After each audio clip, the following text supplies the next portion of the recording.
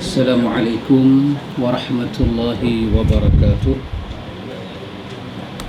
Innal hamdalillah nahmaduhu wa nasta'inuhu wa nastaghfiruh wa na'udzu billahi min shururi anfusina wa min sayyiati a'malina.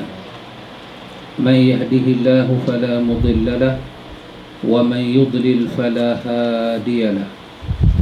أشهد أن لا إله إلا الله وحده لا شريك له وأشهد أن محمدا عبده ورسوله. اللهم آت نفسي تقواها وزكيها أنت خير من زكاها أنت وليها ومولاها. أما بعد. إخوة الإيمان إخوة في الدين أعزكم الله وأحبكم في الله. Alhamdulillah ikhwatul iman, summa alhamdulillah. Kita sambung pelajaran kita ikhwan. Pelajaran kita di rumah Pak Long ni berkaitan dengan kalang kabutnya dunia ini. Itu tajuk kita sebenarnya Pak Long. Dunia ni makin menghampiri hari-hari hujung dia makin kalang kabut. Akhirnya kita tengok ikhwatul iman, orang mula mencari agama, dan orang mencari agama dengan jalan yang dia rasa betul.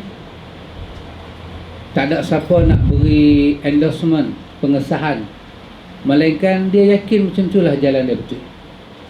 Maka lahirlah agama bermacam-macam. Di antaranya tajuk-tajuk yang kita baca dalam risalah yang ditulis kepada kita ini oleh Ustaz Hairi Nonci. Oleh Ustaz Hairi Nonci tulis risalah ini berkenaan dengan perkara-perkara yang macam ni ikhwan. Malam ni saya ingat Ustaz kita sampai pada fakta yang ke-31. Okay Pak Mit? Fakta ke-31, Wahabi dan Yaqazah. Orang kata Wahabi ialah mereka yang menolak keyakinan pertemuan secara jaga dengan Nabi sallallahu alaihi wasallam setelah kewafatannya. Ini tuduhan. Di antara pengenalan kepada Wahabi, golongan yang sesat, mazhab yang batil, Wahabi ini bukan ahlu sunnah. Dia ajaran baru, dia ajaran sesat. Di antara cara kita nak kenal dia, Wahabi ni dia tak percaya. Dia tak percaya kata Nabi boleh mai dalam majlis kita dalam jaga macam ni. Nabi boleh mai. Dan kita boleh nampak Nabi kalau diizinkan oleh Allah. Kalau Allah tak izin, tak nampak lah. Jadi kalau Nabi mai rumah Pak Long pada malam ni, Pak Long sebagai tuan rumah nampak, saya tak nampak. Ini keizinan Allah lah. Wahabi dia tak percaya ni semua. Dia kata salah. Jadi Wahabi percaya apa dia? Wahabi percaya jalan jumpa Nabi ni satu jalan lah, jalan mimpi. Mimpi Nabi, boleh jumpa Nabi. Tapi macam ni, macam ni, kita jaga macam ni. Wahabi tak percaya. Jadi kalau kita pergi mengaji, dengar orang tak percaya, tahulah ustaz tu ustaz Wahabi, jemaah tu jemaah Wahabi. Itu tuduhan. Itu tuduhan. Setiap tuduhan kena ada bukti. Setiap tuduhan kena ada bukti. Antum boleh bayang dalam kes hudud, satu orang menuduh satu orang melakukan jenayah, dia kena bawa bukti. Lebih-lebih tuduhan itu tuduhan zina, dia melibatkan maruah, melibatkan kesucian, dia kena bawa bukti. Kalau tak ada bukti, 80 rotan dia kena bersedia singgah tengah belakang dia. Kalau dia tak boleh bawa bukti, 80 rotan pergi tengah belakang dia, apa jadi dekat dia? Dia kena 80 rotan, kesaksian dia ditolak seumur hidup. Dia dianggap orang yang fasik. Apa yang saya nak kata, kalaulah di dalam hidup kita ini tuduh-menuduh sesama kita kena ada bukti, apatah lagi kita menuduh agama Allah, kita menuduh Allah dan Rasulnya. Pasal itu di dalam ayat Allah menyatakan waman azlamu mimman iftara 'ala Allahi kadhiba. wa huwa yud'a ila al-Islam. Siapa dia orang yang paling zalim kalau bukan orang yang buat bohong kepada Allah? Dia buat bohong kepada Allah. Allah tak kata, dia kata Allah kata. Allah tak turun, dia kata Allah turun. Nabi tak sebut, dia kata Nabi sebut. Nabi tak ajak, dia kata Nabi ajak. Tuduhan. Quran menyatakan waman azlamu, siapa dia orang yang paling zalim, sampai Quran letak orang ni orang yang paling zalim. Nanti kita akan tengok malam ni perkataan daripada Imam Qistilani. Imam Qistilani, imam yang terkenal dalam mazhab Asy-Syafi'i. Apa dia akan kata kepada orang yang mengaku jumpa Nabi dalam keadaan yaqazah? Imam Qistilani seorang bermazhab Syafi'i yang agak keras pandangan dia. Apa pandangan Qistilani tentang orang yang mengaku bertemu Nabi dalam keadaan yaqazah? Dakwaan dia punya pandangan, kita boleh bertemu Nabi dalam keadaan yaqazah. Yaqazah bermakna keadaan jaga. Ini mungkin diambil daripada satu hadis riwayat daripada Bukhari dan Muslim, hadis daripada Abu Hurairah radhiyallahu an. Nabi salawatu rabbi wa salamu alaihi menyebut kepada kita tentang man ra'ani fil manami fasayarani fil yaqazah. Nabi kata sesiapa yang melihat aku dalam mimpi, maka aku yang dalam mimpi itu sama dengan aku yang masa hidup dulu. Man ra'ani fil manami fasayarani fil yaqazah. Siapa melihat aku dalam mimpi, fasayarani, maka dia tengok aku tu macam dia tak mimpi. Maka macam yaqazah, macam ni tak mimpi. Kata Nabi, laka'annama ra'ani fil yaqazah la yatamathalu syaitanu bi. Dia seumpama tengok aku macam jaga, kerana syaitan tak boleh umpama macam aku. Syaitan tak boleh misalkan tubuh badan dia macam aku. Kalau dia, syaitan boleh mengaku, syaitan boleh menyamak, tapi nak jadi sungguh tak boleh. Dia buat juga, Allah laknat dia, Allah kutuk dia. Hadis ni hadis Bukhari dan Muslim muttafaqun alaih. Mungkin daripada hadis ni ada perkataan yaqazah, maka mereka ambil boleh melihat Nabi dalam mimpi, kerana Nabi kata macam tengok aku di luar mimpi. Maka kalau dalam mimpi pun boleh tengok, luar mimpi lagi boleh tengok. Yang ni nama dia apa ikhwan? Ni nama dia seburuk-buruk qiyas. Ini qiyas yang paling buruk, sebab bukan itu maksud Nabi. Depa heret hadis ni berpihak kepada akal depa. Hadis ni bukan maksud yaqazah. Hadis ni nak kata rupa parah Nabi, susuk tubuh Nabi, macam tu lah.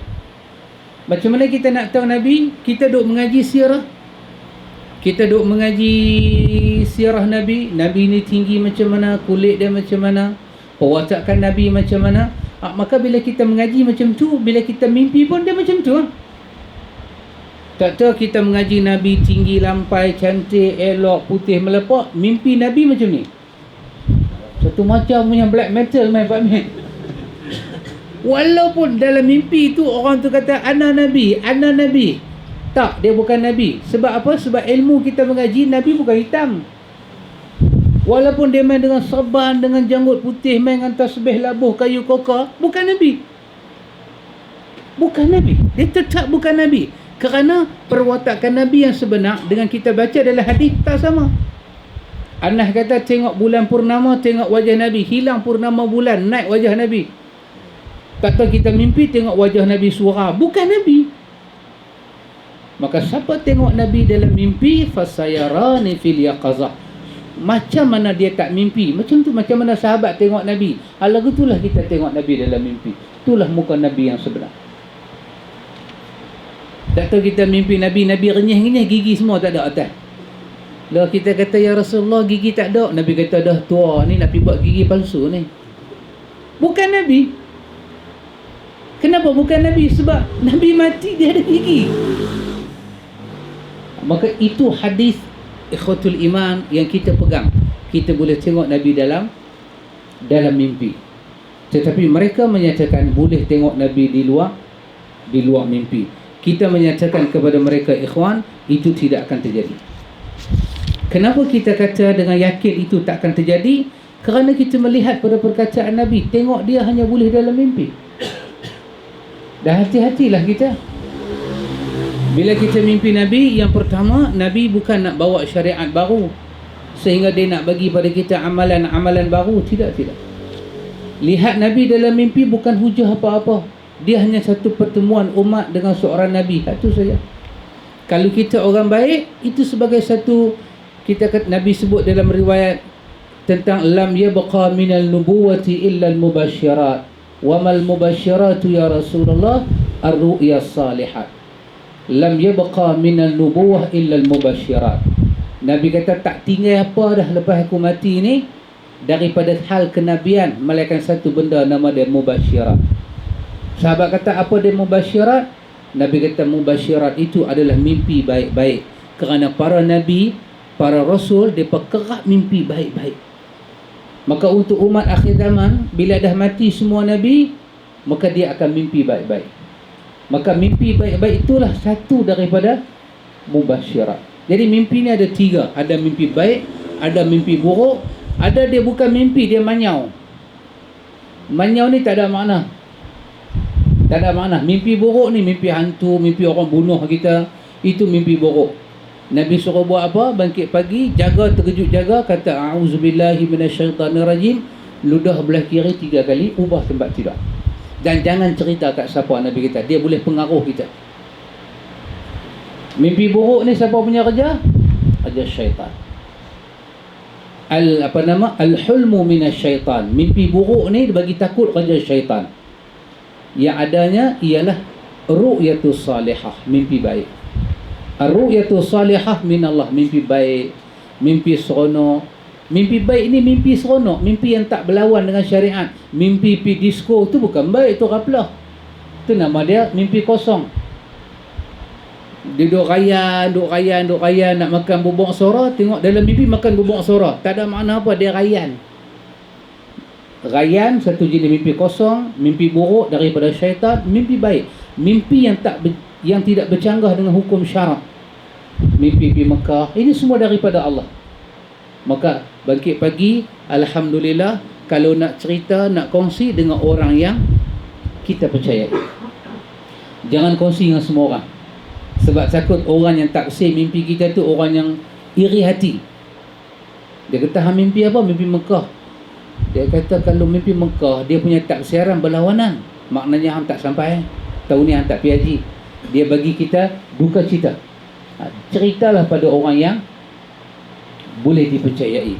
Dalam riwayat Bukhari dan Muslim, Nabi sebut tentang siapa dia akan dapat mimpi baik ni di akhir zaman. Siapa dia? Siapa dia di akhir zaman, dia akan dapat mimpi baik-baik. Nabi ada sebut satu hadis pendek. Nabi sebut tentang idza qataraba zamanu, apabila zaman makin hampir dengan kiamat. Makin hampir dengan kiamat. Hari ni punya berita Ustaz Wanji. Kenapa Pak Ustaz Wanji yang main Baitul Ilmi yang kecil-kecil tu kan? Ustaz Wanji kena tangkap polis di bawah akta hasutan sultan. Tunjuklah 2 polis, 2 escort. Ini nama dia dunia akhir zaman. Dunia akhir zaman, hina Nabi, bohong ke atas Nabi, pelekeh Nabi, tak ada sorak sama menyaman. Tapi hina sesama kita, ada tangkap menangkap.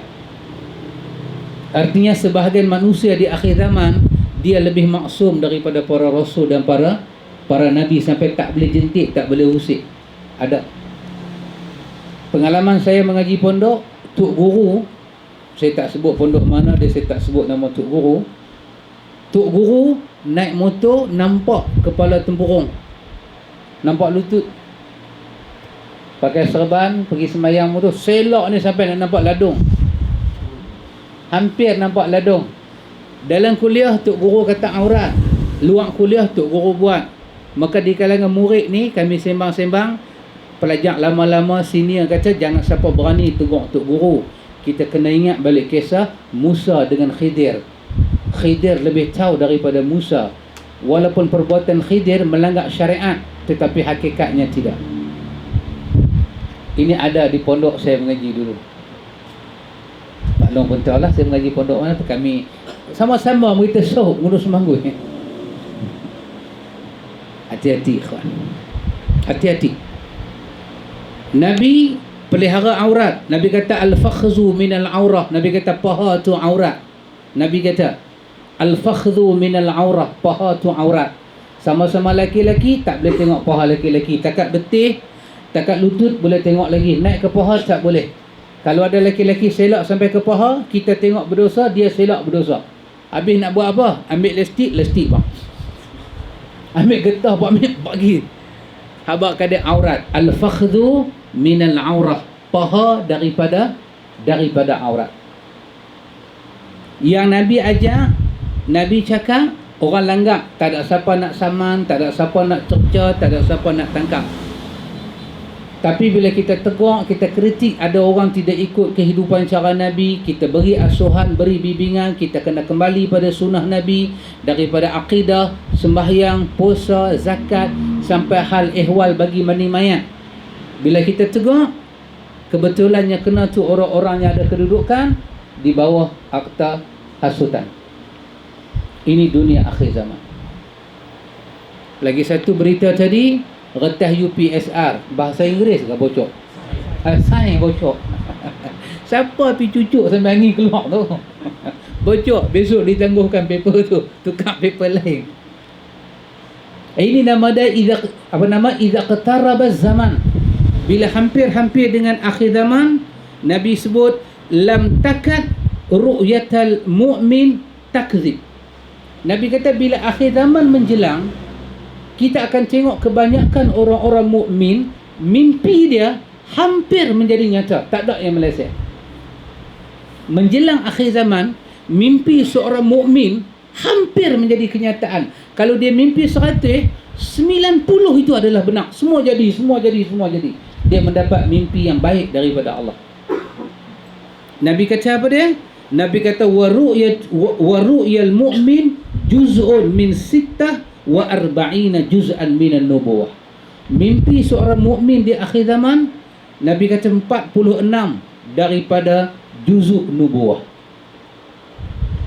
Siapa dia mukmin ni yang akan dapat mimpi kerap di akhir zaman, dan mimpi dia hampir dengan kebenaran dan hampir jadi nyata? Nabi kata siapa dia? Nabi kata asdaqukum ru'ya asdaqukum haditha. Orang yang paling benar mimpi dia adalah orang yang paling benar cakap dia di siang hari. Dialah paling benar mimpi dia.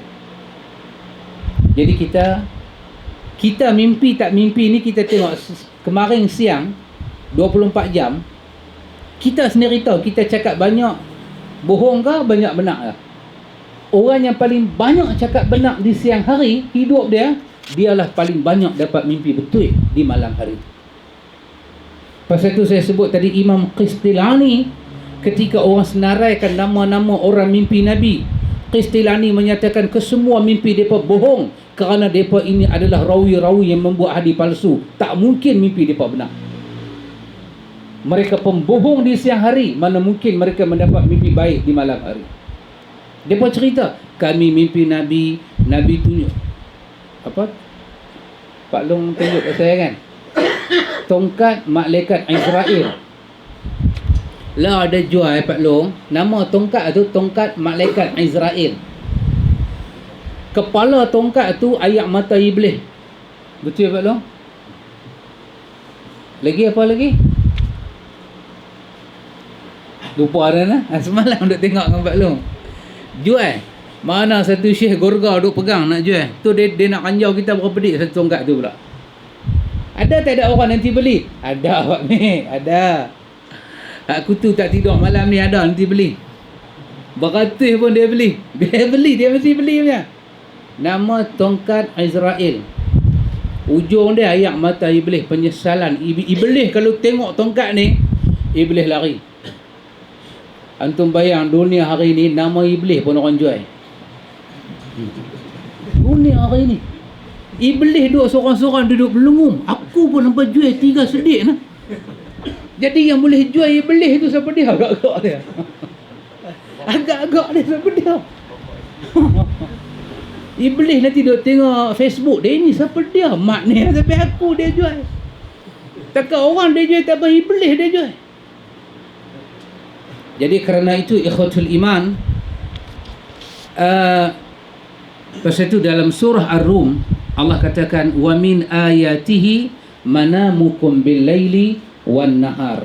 Daripada tanda kebesaran Allah Ta'ala kepada kamu ialah mimpi kamu di siang hari dan mimpi kamu di malam hari dan di siang hari. Itu tanda kebesaran Allah.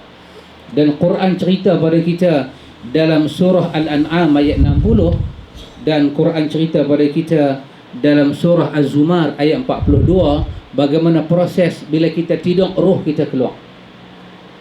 Yang keluar ni adalah roh keluar. Mimpi itu pertanda roh keluar daripada badan dan dia akan pergi ke mana mengikut kehendak Allah Ta'ala. Allah uji kita dengan roh. Dalam tafsir dia kata yang keluar ni roh kecil. Dia kata, kalau dalam tasawuf dia kata roh hayawani, roh jenis haiwan. Tasawuf kata kita ada dua roh, roh haiwan, roh rabbani, roh ketuhanan. Roh haiwan kalau keluar kita pengsan, kita mimpi. Kalau roh rabbani keluar kita mati. Ini kata orang tasawuf, asas dia tak ada. Tapi ulama tafsir kata berasaskan ayat 60. Berasaskan ayat 60 daripada suratul An'am, memang Allah sebut wa huwal ladzi yatawaffakum bil laili wa ya'lamu ma jarahtum bin nahar thumma yab'atsukum fihi liyuqda ajalum musamma. Allah kata, dan Allah telah mematikan kamu di malam hari dan Allah mengetahui pekerjaan kamu di siang hari, dan Allah telah memasukkan balik roh ketika kamu bangun di siang hari untuk memanjangkan umur-umur kamu. Jadi bila kita tidur memang roh kita keluar dan dia ke satu alam yang asing. Boleh jadi dia melihat benda baik, mimpi baik. Dia melihat benda buruk, mimpi buruk. Benda yang baik pun tak, buruk pun tak ada, dia merepek lagu tu saja. Kita tak pernah isap rokok, mimpi isap rokok, isap ganja. Ini nama dia merepek.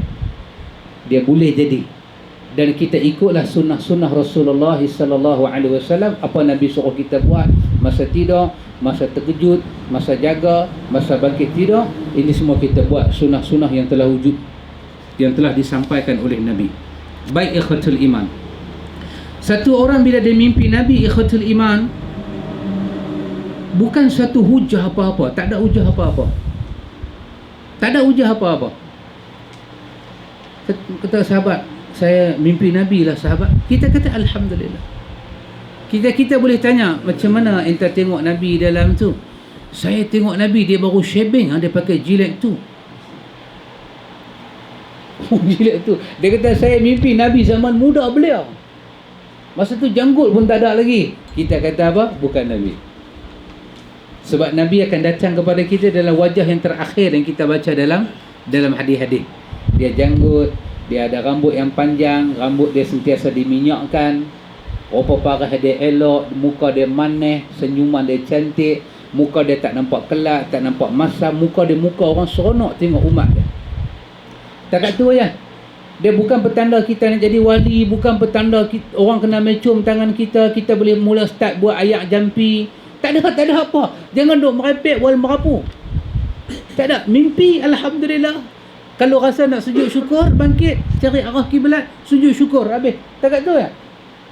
Dan bukan kita nak pergi buat satu ceramah, saya mimpi Nabi, orang dengar lah, mai salam dengan kita, ada salam day, ada salam lutut, ada cium tangan. Ini semua nama-nama merepek wal merapu. Cakap tu kita baca hadis tadi.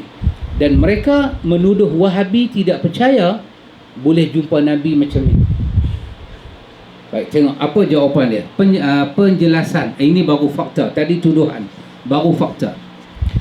Jika demikian ta'rif Wahabi, maka Imam Syafi'i rahimahullahu ta'ala dan para ulama Syafi'iyah selain Imam Syafi'i juga adalah Wahabi.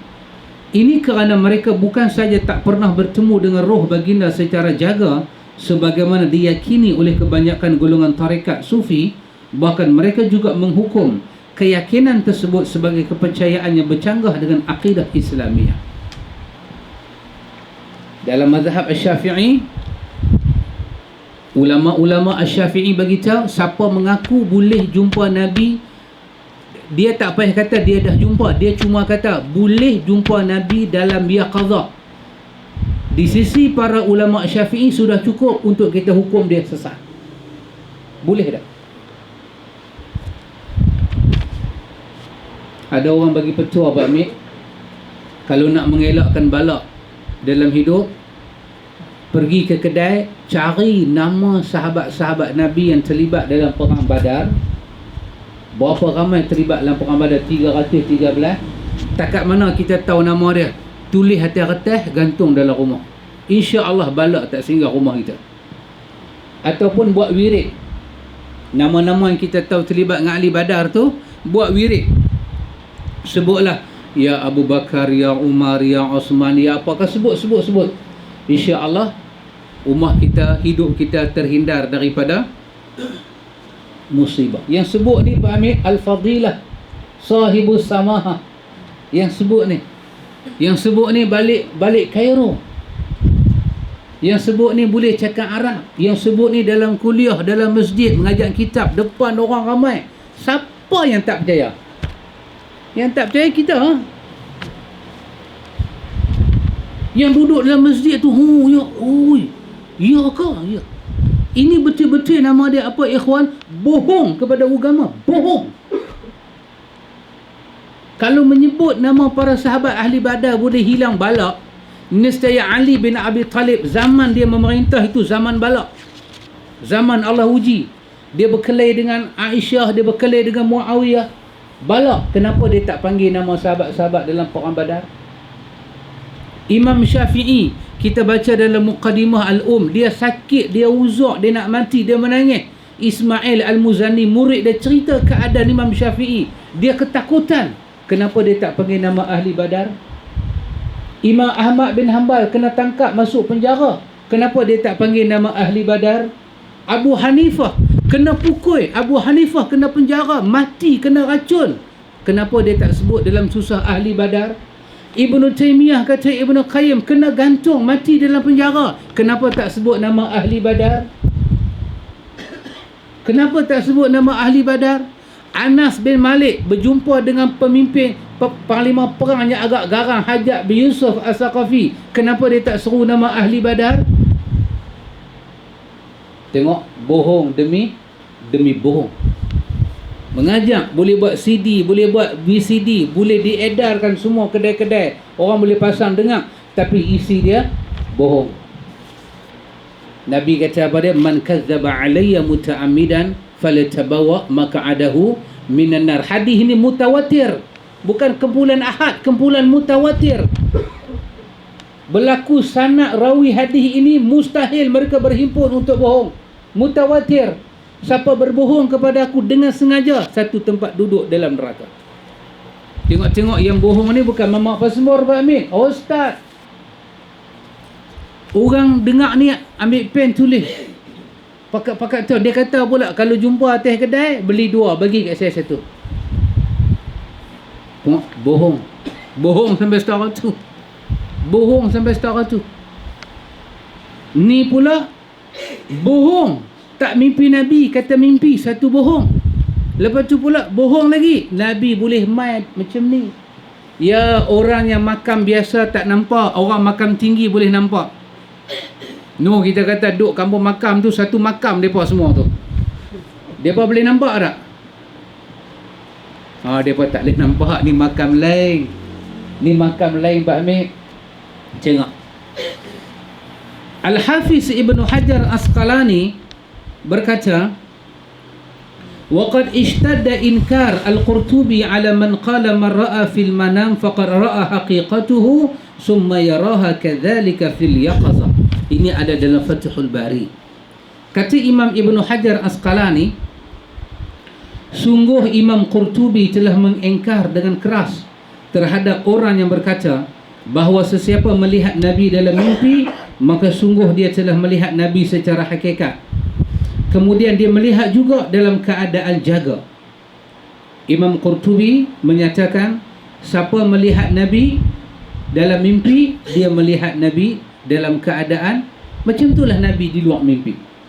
Kemudian inkara Al-Qurtubi, ishtadda inkara Al-Qurtubi, sangat-sangat mengingkar Imam Qurtubi siapa mengaku dia tengok Nabi dalam keadaan jaga. Ni kita duk baca kitab Imam Qurtubi kan. Dia menulis tafsir Qurtubi 30 juzuk dah ada. Imam menulis kitab tu, dia bermazhab Malik. Dia seorang kota Andalus. Dia menulis di zaman Andalus, kerajaan Andalus. Dia mengingkar imam besar dalam warga Ahlu Sunnah, ingkar siapa yang kata boleh Nabi main dalam keadaan jaga. Qurtubi kata waqad ishtadda inkar al-Qurtubi, ingkarlah Qurtubi siapa kata boleh tengok Nabi dalam keadaan jaga. Saya tengok dalam WhatsApp Ustaz Amar hantar kat saya, ada syekh daripada Indonesia cerita boleh jumpa Nabi. Maka ustaz-ustaz di belah Kedah ni ramai jumpa Nabi dekat bus stop, dekat Mega Mall, majlis tahlil. Seronok duk Kedah lah ni. Nabi attack Kedah lah ni. Berkat Kedah ni je lapang padi Pak Mik. Maklum Nabi dulu duk makan kurma, tak pernah makan padi. Dulu Nabi makan roti jala. Dia betul-betul kelabu asap betul. Nabi makan roti jala, kepala otak dia. Ni Nabi duk singgah Kedah pula, ramai seronok jadi ustaz Kedah lah ni. Boleh mimpi, boleh bukan kata mimpi, jumpa Nabi. Orang putih kata apa? Face to face. Ya, boleh shake hand dengan Nabi. Tengok Kabani buat gila di Indonesia. Kabani buat gila di Indonesia. Antum nak tengok lagi satu gila dia buat, saya tunjuk. Hari tu saya cari tak jumpa Pak Mik, lah jumpa dah. Ini antum tengok. Satu lagi dia buat gila. Buat gila apa dia? Pergi ke makam Habib Noh di Singapura. Cakap dengan Habib Noh, berdoa dekat Habib Noh supaya mereka ni selamat. Kita tidak cakap omong kosong Pak Mik, kita ada gambar Pak Mik. Dengan main-main Pak Mik. Pak Mik baru balik Kelantan ni. Dia bawa perangai pula Pak Mik, cari tak jumpa.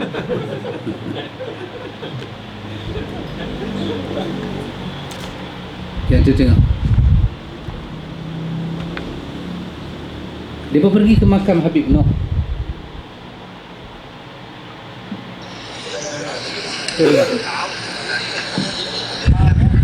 Ini gambar dia.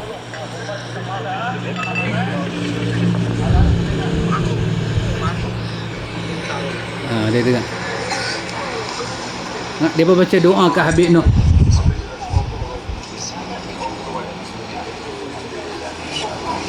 Ni Kabani ni. سيدنا ونبينا محمد وعلى آله وصحبه أجمعين. يا مولانا يا شيخ حبيب نوح، أي حبيب شيخ قد حضر ونحن قد انتهينا من الدعاء وهو سيبتدئ بالدعاء. يا سيدي نحن جئناك من بلاد بعيدة بذنوب كثيرة فلا تردنا عن باب رسول الله صلى الله عليه وسلم، بل أوصلنا إلى حضرة النبي المصطفى. هذا ترجي عندكم، نترجاكم بجاه محبتكم للحبيب المصطفى أحبونا واجعلونا دائما معكم ومع الحبيب المصطفى في الدنيا وفي الآخرة. يا ربنا يا الله، هؤلاء عبادك الصالحون، يا ربنا يا الله دعاؤهم لا يرد، نرجوهم الدعاء ونطلب منهم الدعاء. إذا أنتم لم تدعوا لنا من يدعو لنا؟ إذا أنتم لم تنظروا علينا من ينظر علينا؟ نحن عباد مخطئين، نحن عباد قد ظهر منا من الذنوب كثيرا، فنرجو الدعاء ونرجو المغفرة ونرجو أن تطهرونا من هذه السيئات التي حصلت لنا معنا في أيامنا. اللهم يا ربنا يا الله، بجاه هذا الحبيب نوح، وبجاه محبته بالحبيب المصطفى عليه الصلاة. Tentu apa dia kata? Kabani. Yang mengaminkan doa Kabani ni siapa dia? Yang main Malaysia doa Ya Hanana tu. Apa nama dia? Syekh apa? Siapa Kadir apa nama dia kan? Berpuluh-puluh ribu kerajaan Malaysia bagi ke depa. Tabung haji sponsor depa. Pejabat zakat sponsor depa. Bagi ratus-ratus ribu. Beli sejadah pun ratus ribu bagi tempat. Putrajaya lah, mana Jaya, semua bagi tempat. Pulau Pinang pun Pulau Pinang berselawat, Kedah berselawat, Perak berselawat. Menteri besar Perak pun panggil, semua panggil depa. Malam Merdeka pun panggil. Last kali Allah tunjuk inilah akidah depa. Pergi hari itu di Indonesia, Syekh ni yang sama berselawat di madrasah Yahanana ni. Tengah-tengah berselawat ada juga dalam YouTube. Dia bangkit, dia duk buat Syekh sorang-sorang dia. Habis selawat, dia beritahu, hampa tahu tak aku salam dengan siapa? Dengan Rasulullah. Juga dia kata ada malaikat, nabi-nabi semua mai, aku tak berapa cam mereka. Pasal itu aku bangkit berdiri kerana aku bersalam dengan orang yang paling besar, Rasulullah. Ni pergi ke Habib Noh, berselawat, memuji Allah berselawat. Lepas tu panggil, Ya Sayyidi Habib Noh, wahai pemimpin kami Habib Noh, kami datang daripada jauh dengan dosa yang banyak, nak minta hang tolong kami. Dia beradab dengan kubur, tak beradab kiblat, beradab dengan kubur, duk bercakap dengan Habib Noh dan memohon Allah Ta'ala ampun dosa dia dengan berkat Habib Noh. Apa ni semua? Tak mana pernah kita jumpa Rasulullah berdoa kepada Allah pakai nama Nabi-Nabi dulu. Antara Habib Noh dengan kita, Nabi Muhammad dengan Nabi dahulu, lebih besarlah Nabi dulu yang dah mati dengan Habib Noh. Kita tak kata Habib Noh salah, Habib Noh tak pernah suruh buat lagu tu. Tapi kita bercakap ni masih hidup ni, manusia-manusia ni yang berperwatakan agama masih hidup ni. Mereka membolehkan amalan mereka. Kita bertanya daripada contoh perjalanan Nabi, tak mana Nabi tunjuk? Quran menyatakan laqad kana lakum fi rasulillahi uswatun hasanah. Perjalanan Nabi lah yang kita kena contoh. Katakanlah kalau kamu beriman pada Allah, kamu sayang kasih pada Allah, ikut Nabi Muhammad. Nescaya Allah kasih dan ampun dosa kamu. Dalam perjalanan Nabi, tak mana Nabi pernah suruh Nabi dahulu dan memakai nama Nabi Ibrahim ke, Nabi Adam ke, Nabi mana-mana yang pernah Nabi tengok dalam Isra' Mi'raj. Kemudian Nabi bertawassul dengan mereka yang dah wafat supaya Allah ampun dosa Nabi. Tidak ada, ya Allah. Ini satu pembohongan, mungkar. Dan kita ulang lagi sekali, bohong kepada nama agama orang yang paling zalim, dan bohong kepada Nabi, satu tempat duduk dalam neraka kalau mati tidak bertaubat. Pasal itu yang duk mimpi Nabi, yang jumpa Nabi dalam yaqazah, semua geng-geng macam ni. Ulama-ulama hadis, kalau mereka mimpi Nabi sekalipun, mereka tak pernah bercerita. Mereka sengap. Mungkin dia mimpi Nabi kot, dia sembang kat bini dia, dia habaq begitu-begitu. Esok dia mati, bini pula cerita kat anak-anak. Itu saja. Tak akan ada satu cerita pelik Nabi mai bagi batu delima, Nabi bagi batu zamrud ke, batu apa, batu geliga. Tak ada. Karena itu antum tengok apakah Imam Al-Qurtubi sebut dalam perkara ini, ikhwatul iman. Kata Imam Al-Qurtubi, ishtadda ankara Al-Qurtubi. Al-Qurtubi menangkis dengan keras sesiapa yang menyatakan boleh berjumpa dengan Nabi dalam keadaan yaqazah. Kata Al-Qurtubi, ini satu benda mungkar yang mesti kita bantah. Sementara itu, Imam Az-Zahabi telah mengingkar pengakuan Ar-Rabi' bin Muhammad Al-Mardini yang mendakwa bahawa dirinya telah berjumpa dengan Nabi secara jaga, padahal jarak masa antara dia dengan Rasulullah sangatlah jauh. Oleh itu Imam Az-Zahabi menggelarnya sebagai Dajjal dan pendusta. Kata Imam Az-Zahabi tentang Ar-Rabi' bin Muhammad Mardini adalah Dajjal, pendusta. Dia mengaku sebagai seorang sahabat dan dipanjangkan umurnya pada tahun 559 Hijrah. Ini boleh tengok dalam Mizadul I'tidal. oleh Imam Az-Zahabi. Sehingga kan Imam Zahabi sebut orang yang mengaku jumpa Nabi jaga macam ni, dia Dajjal. Tapi hari ni orang yang mengaku jumpa Nabi hari ni orang panggil apa? Mursyid. Ini guru yang mursyid, ambil ayat liok dia kita kena ambil, buat azimat. Kita kalau demam makan ayat liok dia, tak payah makan antibiotik, tak payah makan ayat liok dia dah. Di sisi Imam Ahlussunnah dia hukum Dajjal. Perhatikan juga komen Imam Sakhawi Asy-Syafi'i terhadap dakwaan golongan tertentu yang mendakwa bertemu dengan Nabi dalam keadaan jaga. Kata Imam Sakhawi, wa amma ru'yatuhu sallallahu alaihi wasallam fi yaqazah ba'da mautihi sallallahu alaihi wasallam, qala shaykhuna lam yasil ilayna dhalik an ahadun minas sahabah wala an man ba'dihim min ba'dihim. وقد اشتد حزنا فاطمة عليه السلام عليه صلى الله عليه وسلم حتى ماتت كما بعده ب6 أشهر على الصحيح وبيتها مجاور للضريحة الشريف ولم ينقل عنها رؤيته من المدة التي تأخرت عنه.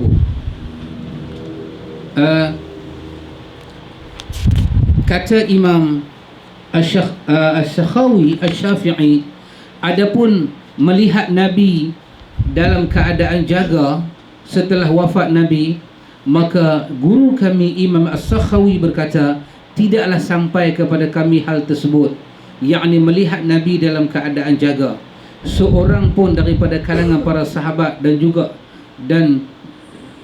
selepas mereka.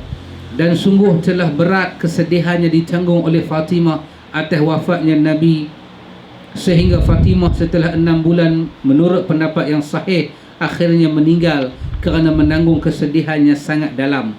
Padahal rumahnya berdekatan dengan kubur Nabi yang mulia, tetapi tidak dinukil, iaitu tidak dikhabarkan bahawa beliau yakni Fatimah melihat Nabi pada masa 6 bulan tersebut. Tak ada riwayat. Tak ada riwayat. Anak Nabi bakmik kan, patut istimewa tu Ahlul Bait, anak Nabi. 6 bulan lepas Nabi wafat, Fatimah wafat. Di antara sebab-sebab Fatimah wafat, di antara, bukan satu-satu sebab, di antara dia menanggung sedih hazan, sedih kerana kehilangan bapa dia. Dia tak lalu makan, dia tak lalu minum. Sayyidina Ali jenuh merawat, menghiburkan dia. Dan tidak ada riwayat, kata Imam As-Sakhawi, bahawa dalam tempoh 6 bulan menceritakan dia berjumpa Nabi dalam keadaan yaqazah. Apa istimewa umat kemudian nak dapat apa yang Ahlul Bait tidak dapat? Innama yuridullahu liyuzhiba ankum rijsa ahlal baiti wa yutahhirukum tathira.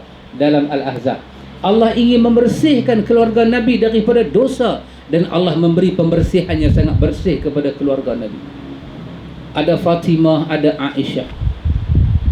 Tidak diriwayatkan Aisyah jumpa Nabi, sedangkan kubur Nabi dengan rumah kubur Nabi itulah bahagian bilik dengan Aisyah.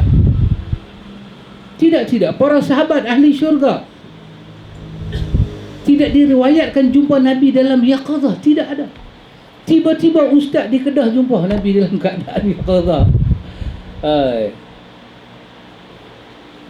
Apa itu kalau bukan jelmaan syaitan? Kalau bukan jelmaan jin dan syaitan, habis jelmaan apa? Orang yang ada fadilat tak dapat, tiba-tiba orang yang tak ada fadilat mereka dapat kesemua ini. Ikhwatul iman, lihatlah bagaimana anak baginda iaitu Fatimah dan para sahabat yang begitu intim dan amat kasih kepada Nabi sendiri tak pernah mendakwa bertemu secara jaga dengan Rasulullah setelah wafat baginda. Sungguh aneh apabila golongan tertentu yang jauh lebih rendah martabatnya jika dibandingkan dengan anak dan juga para sahabat baginda mengaku telah bersua dengan baginda secara jaga. Bahkan, bukankah dakwaan seperti ini lebih dekat kepada dusta dan juga kekhurafatan? Pasal itu Imam Zahabi kata, siapa yang mengaku jumpa Nabi yaqazah, dia Dajjal. Pak Mi, kita mengaji bukan hukum orang kan. Kita ini Ini ilmu kita jadikan kita punya apa? Inilah pelindung kita lah. Pelindung. Kita punya apa? Kawalan diri kita, hati kita, mata kita, telinga kita, kita kawal diri kita.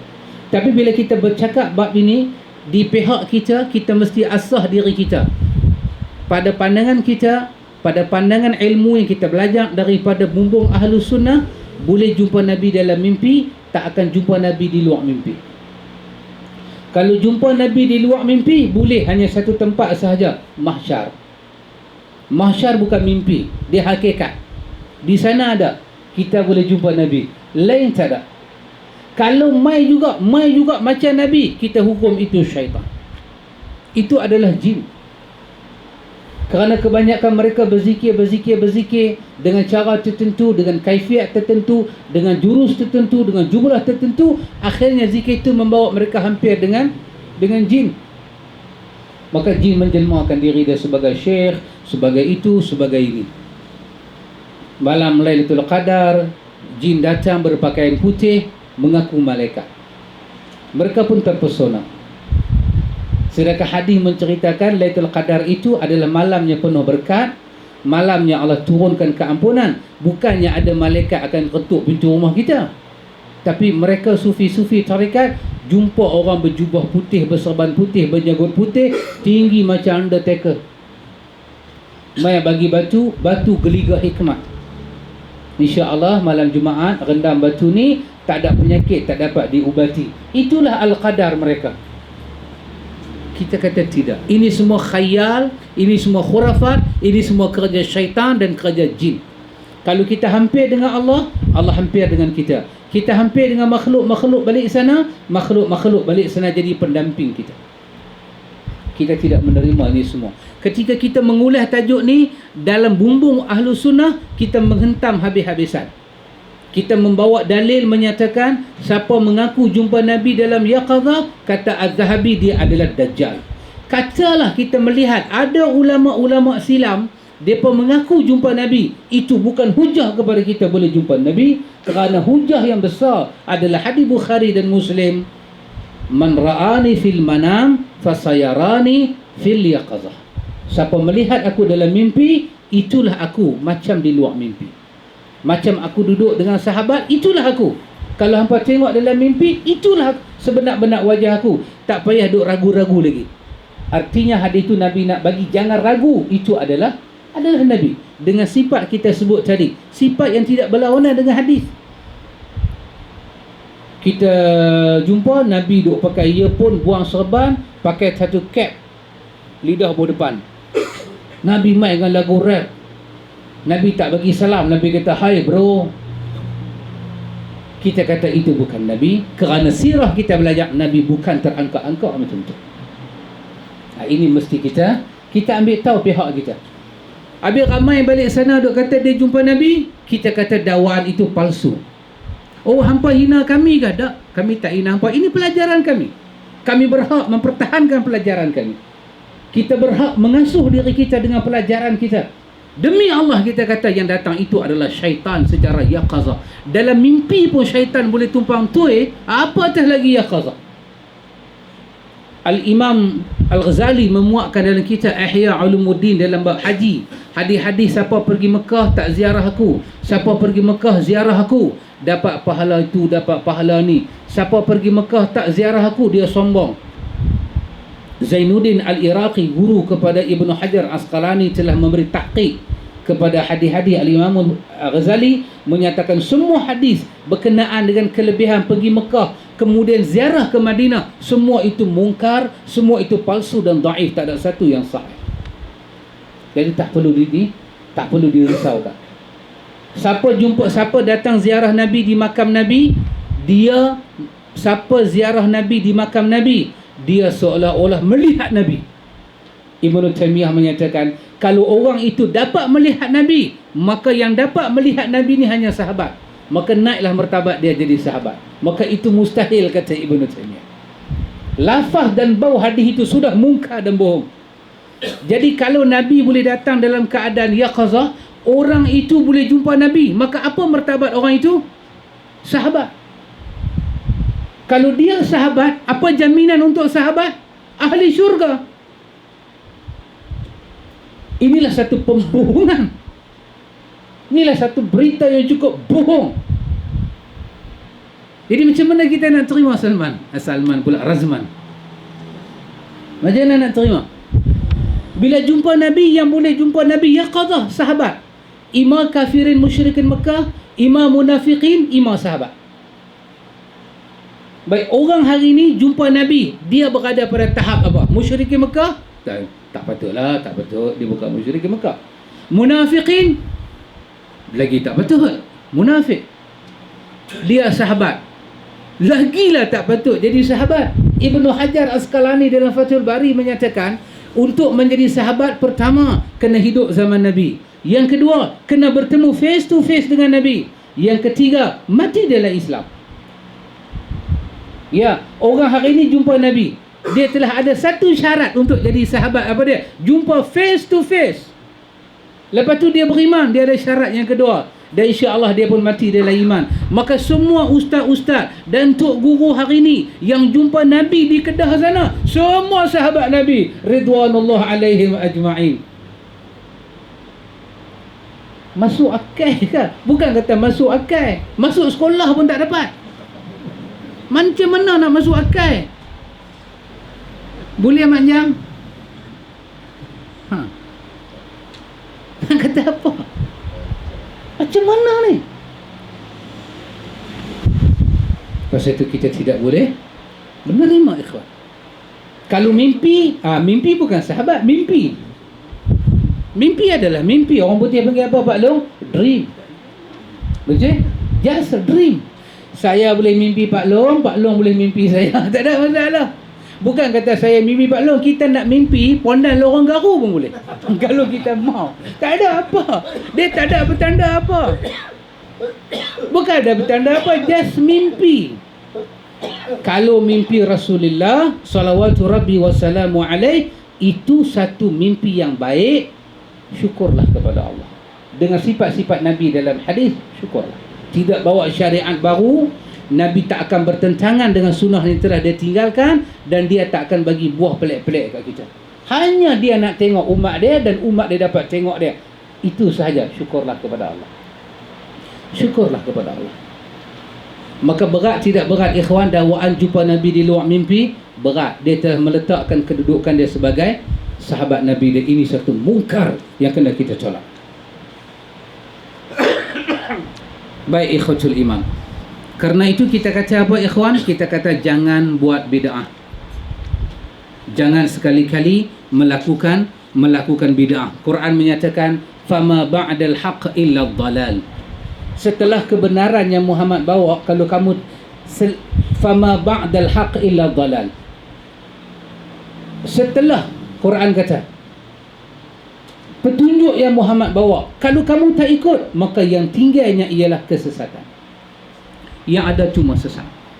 Tak ikut cara Nabi ikhwan, kita sesat.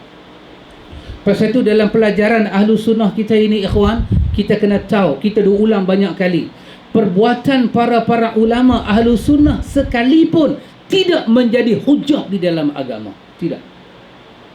Kalaulah ada beberapa tokoh ulama sunnah berkata sesuatu, yang sesuatu mereka cakap itu tidak disandarkan kepada hadis Nabi, tetapnya mereka cakap itu tak jadi hujah. Cuma kita tidak menghina mereka. Kalau mereka bercakap, mereka bagi fatwa dengan niat menolong umat di zaman silam, mudah-mudahan Allah beri satu pahala kepada mereka. Namun kita yang tahu kedaifan mereka, tidak disuruh ikut mereka. Kita disuruh ikut kepada riwayat-riwayat daripada Nabi salawatu rabbi wassalamu alaih. Itu saja. Itu kaedah yang kita pegang. Itu kaedah yang kita pegang ikhwatul iman. Baik. Selesai bab tu, iaitu bab mereka menuduh Wahabi tidak menerima jumpa Nabi dalam keadaan yaqazah. Kita kata tidak. Bukan Wahabi yang kata, ahlu sunnah yang kata. Sebut beberapa tokoh besar dalam nama mazhab Imam Syafi'i, di antaranya ialah Imam Ibnu Hajar Asqalani, dan tokoh besar ahli tafsir Imam Al-Qurtubi. Cukuplah dua tokoh ni kita ambil untuk kata imam. Saya sebut tadi apa dia? Kata Imam Qistilani. Kata Imam Qistilani, orang-orang yang mengaku jumpa Nabi ni sepanjang zaman yang silam, mereka adalah orang-orang yang telah disenaraikan nama mereka sebagai pendusta dalam ilmu hadis. Melainkan sebut satu nama silam, mereka jumpa Nabi Yaqadha, mesti nama mereka telah diwartakan sebagai pendusta hadis. Maka ditolak kesaksian mereka di dalam agama. Ditolak. Tumbayang para sahabat mereka beribadat dengan tekun kepada Allah. Tiba-tiba kita beribadat sombrono, dapat kelebihan yang mereka tak dapat. Inilah kata imam yang menulis Talbisul Iblis. Siapa dia? Imam apa? Ibnu Jauzi. Ibnu Jauzi menyatakan di antara sifat-sifat dan petanda kesaksian yang palsu ataupun hadis palsu, riwayat palsu, fatwa palsu ialah menceritakan amalan yang sedikit tapi ganjaran yang besar. Ini inna a'tayna kal kausar. Ada 70 amalan kalau dibuat boleh jumpa Nabi.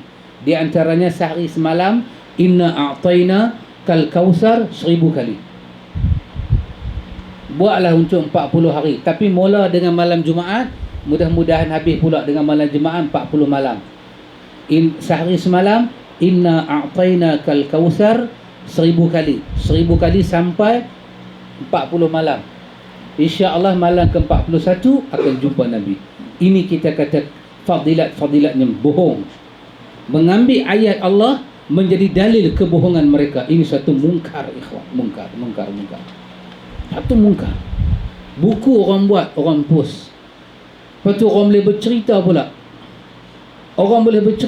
Antum pernah dengar cerita? Di bawah kelebihan selawat, cerita ni ada dalam kitab Durratun Nasihin. Satu kawan nak pergi haji, dia bawa bapak dia teringat nak pergi haji. Sampai tengah jalan bapak dia mati. Betul tak mate? Tengah malam bapak dia mati, dia nak pergi haji. Buat kemah letak mayat bapak dia, pergi ke kampung, minta orang kampung tolong datang. Maka dia pun duduk tepi mayat bapak dia. Tiba-tiba dia terlena. Tiba-tiba dalam lena dia nampak satu orang datang. Satu orang datang itu, bila bapak dia mati, muka bapak dia bertukar jadi hitam.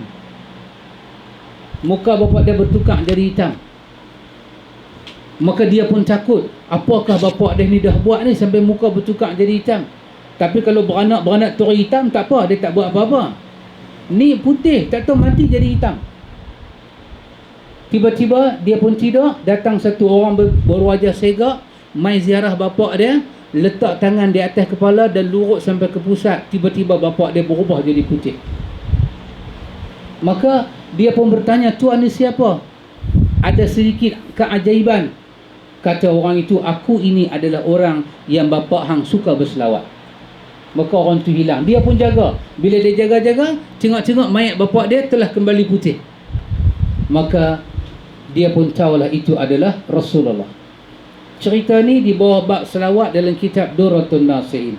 Cerita ni nak bagi tahu apa? Kawan tu mimpi, tapi Nabi datang yaqazah. Sebab apa Nabi datang yaqazah? Bapak kawan tu putih setelah Nabi urut, tapi dia lihat dalam mimpi. Sebahagian ahli-ahli tasawuf menyatakan ini juga boleh jadi kita berada pada alam mimpi, tapi Nabi berada pada alam yaqazah. Kita masuk alam mimpi, Nabi mai betul-betul kat roh kita, tapi roh kita alam mimpi, Nabi mai betul-betul. Boleh jadi. Kita kata mungkar punya dakwaan.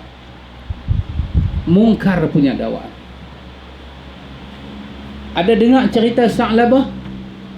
Ada biasa dengar? Kan tak biasa dengar? Kan duk dengar nasyid saja. Kan? Cerita Sa'labah. Sa'labah mati zaman bila? Sa'labah mati zaman Osman, betul?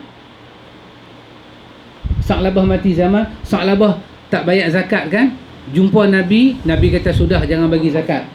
Lepas tu Sa'labah jumpa siapa? Abu Bakar lepas wafat Nabi. Sudah jangan bagi zakat, hang dah sombong sangat. Lepas tu Umar, semua tak mau. Akhirnya Sa'labah mati dalam duka cita. Sa'labah ni adalah sahabat Nabi, kan? Sebagai penghormatan kepada Sa'labah, awaklah Nabi tak mai yaqazah, selesaikan hal Sa'labah. Walaupun Sa'labah macam tu, walaupun dia macam tu, tapi dia sahabat ke tidak? Dia sahabat. Takkanlah Nabi tak boleh bagi penghormatan? Ini orang ini, anak dengan bapa daripada satu tempat nak pergi ke satu tempat, nak pergi Mekah, tiba-tiba mati tengah jalan. Bukan sahabat pun, bukan ada jasa besar pun dalam Islam. Nabi sanggup mai, Nabi keluar daripada alam barzah, mai sapu muka kawan ni. Apalah Nabi salahnya Nabi buat ke Sa'labah lagu tu supaya dia tak mati macam tu? Tapi tak ada cerita pun. Alqamah, ada biasa dengar cerita Alqamah? Pun tak biasa dengar. Bawang putih, bawang merah. Kan? Mak Jang pernah dengar Alqamah, Mak Jang? Kan? Duk huk-hak. Tak apalah apa cerita Alqamah. Alqamah sahabat ataupun tidak? Alqamah lah sahabat yang menjadi mata rantai yang meriwayatkan hadis innamal a'malu binniyat.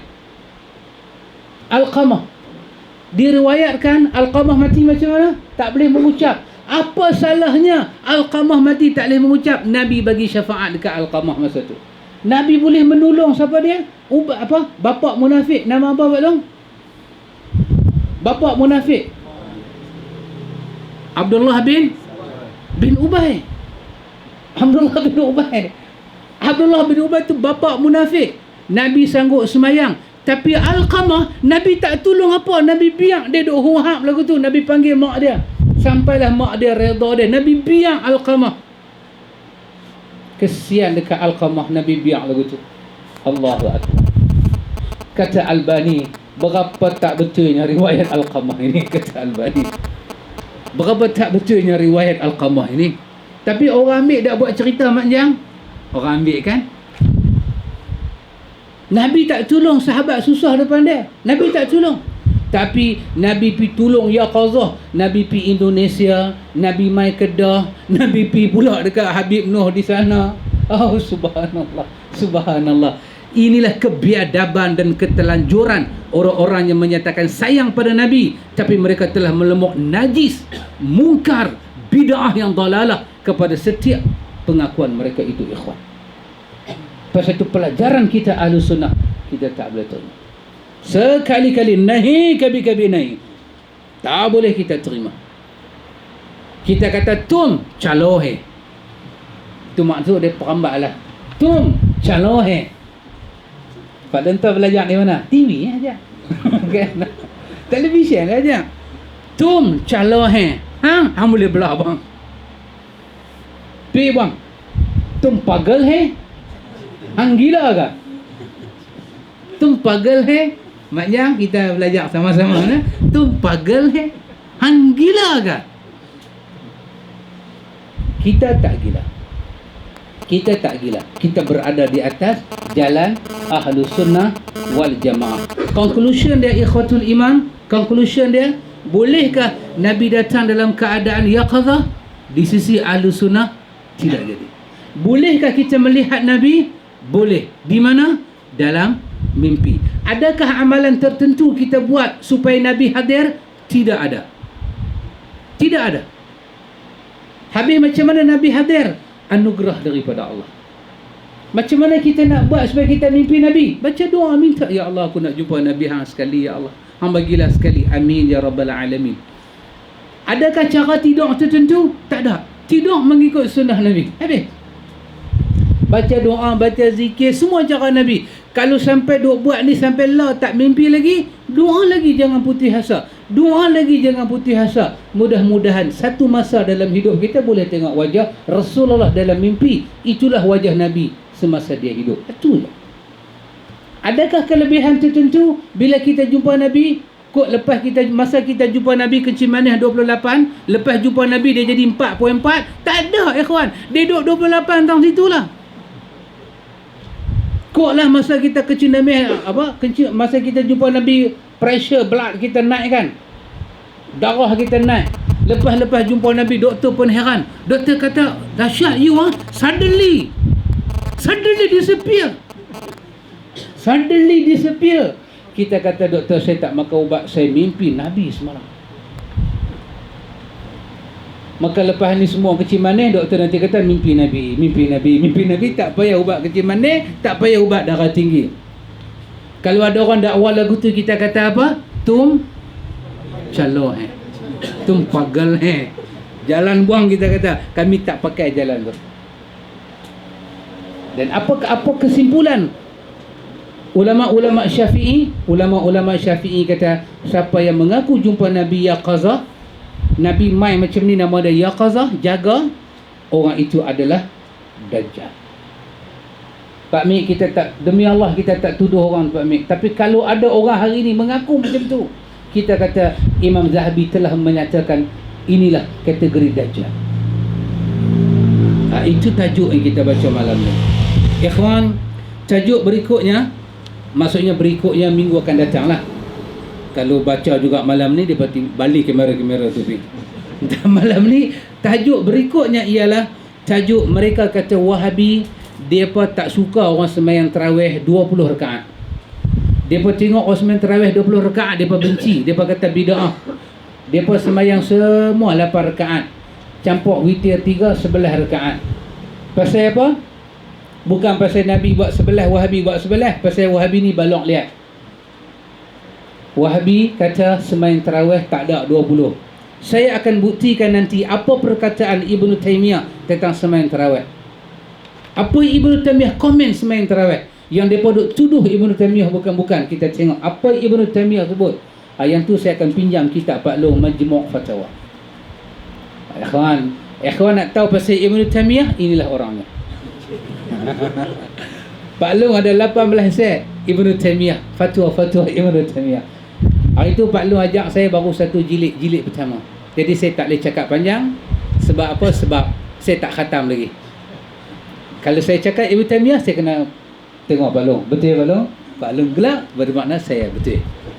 Pasal Pak Long ada 18 jilid Majmu' Fatawa Ibnu Taimiyah. Pak Cik Hanifah tengok Pak Long dapat Majmu' Fatawa, Pak Cik Hanifah tak puas hati. Pak Cik Hanifah tak puas hati. InsyaAllah kita akan sambung ikhwan 2 minggu dari sekarang. 2 minggu dari sekarang. Minggu depan baca ilmi, minggu lagi satu kesini balik insyaAllah. Wallahu a'lam. Subhanakallahumma wa bihamdika